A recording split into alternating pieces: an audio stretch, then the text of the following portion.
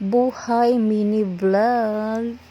Hello guys, good morning. So ayan, ito nga pala ang Saturday ganap namin kapag walang pasok.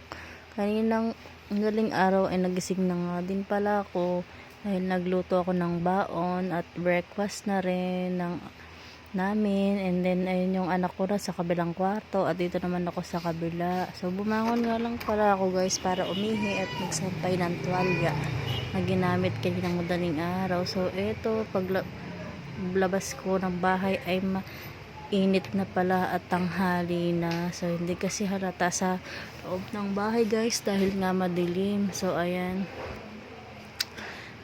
sasampay na nga ako ng tuwalya dyan at tingnan mo naman yung itsura ko, parang hindi bumangon ng isang taon. Diyos mio, Marimar, ang bigat sa katawan pag walang ginagawa sa bahay.